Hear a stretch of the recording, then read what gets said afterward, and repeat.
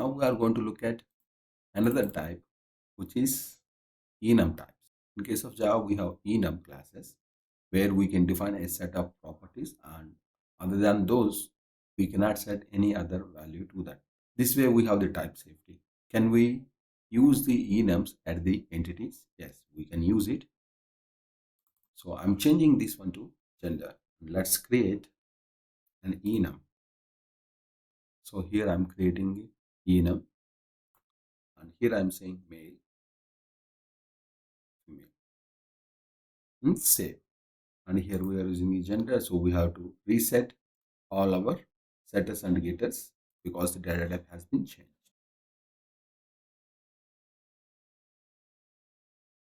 Now let's go to our application and change the value. So we need to set male and save all the files and run the application. I'm running the application and maximizing the console. Let's see the changes in the create table. So in case of the create table, gender we have tiny integer. So it has set either 0 or 1 by default. Why it says 0 or 1? Because when we create a gender, by default it starts with 0 and it says 0 and 1. So that's the reason. We can't save any other value to that. So for example, if I have another type, just I'm saying dummy1, dummy2, save it and rerun the application and observe the data type. And here we have a tiny integer check, and gender between 0 and 3. So it starts from 0, 1, 2 and 3. This is how we are going to use enums. So let's take out these dummy ones. So as we are using male and female like this, and what about the insertions? In the insertions, it exactly takes the value as 0 or 1, and while extracting the data, it maps 0 and 1 accordingly to the enum and it sets it. What if the enum order has been changed after some time?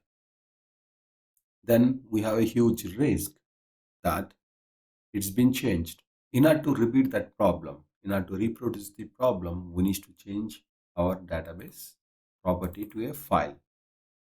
So here I have modified the application.properties in such a way that show SQL, generate DDL, and instead of the create and drop, let's say update. And I have set the database URL to a file. Earlier we have not defined any of the URL for the data source. By default it takes the memory. Now I am setting it to a file. So data would be created at this directory. I am giving the current directory and a DB as a folder, and the database name is practice.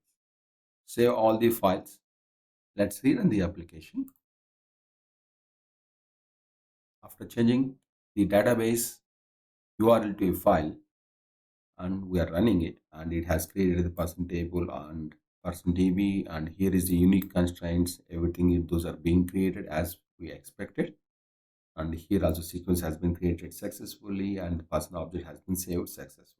Now we have saved the gender as a male over here, and we are reading it the same using the ID, and we are reading it by ID. And what if we change the order of the gender? So first I'm saying female and then male. And remember this, we saved the object of Ranga with gender as male. Now let's save the files, and this time I'm not saving it to the database. Instead of it, I'm trying to read it from the database, as we have used file protocol. So the data is persisted to the file. Let's save all of them and rerun the application. If we see this one, the gender has come as female, but as you remember, as part of the earlier run, we saved the object as male. So if you see it here, we saved it as a male, but we got it as a female. How this happened? As I as we have observed earlier, the database will store the values as a 0, 1, 2, 3 in the order of the enum that was created. But if the order has been changed for any reason, sometimes we need to add additional states. For example, if we are using statuses for a particular object and a new status might have been introduced in the life cycle, so the order will be changed. So at that time, all the data which is already exist in the database would get the wrong way. Means the enums are mapped to a wrong values. So how are you going to avoid it? For that, we need to use another annotation called enumerated. And as part of the enumerated, it has two values. One is ordinal and another one is string. Ordinal is a default one. By default, it's ordinal. Means it stores as a 0, 1, 2, 3 the order that we defined. If we use as a string, then the data or the enum that would be saved as a string, the exactly same as properties. Typically, the property names will not change. For the enum types, instead of it, we will be adding a new properties. So, in our case, where we are using the gender, it would be better to set as a string. When we set as a string, the data will be stored as a string values instead of numbers.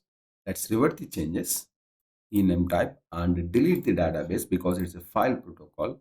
So we are changing the data type. So we'll get an exception. So to avoid it, we're deleting the existing database and save all the files and run the application. For the gender, it has been used as varchar. Earlier it was a tiny integer, now it is varchar, and there is a check that it sets only male or female. Earlier it was between 0 and 1, now it changed to the male and female. Now let's save the data, save it, rerun the application,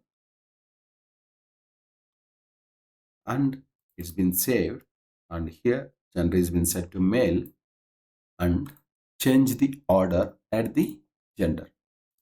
So I'm changing from the female to male in this fashion. Now the order has been changed.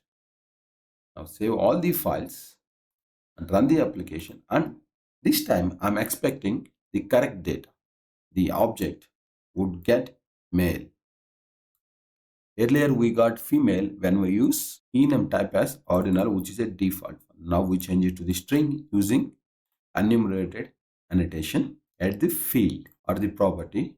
If we are 100% sure that the order is not going to change and the same set of values will be all the time available in the life cycle of the product, then we can go with default one, which is ordinal, which saves the database space because it is integer and it takes less space than the varchar. But if any case we might get additional enum types, then I strongly recommend to go with enumerated annotation and go with enum type as string rather than ordinal.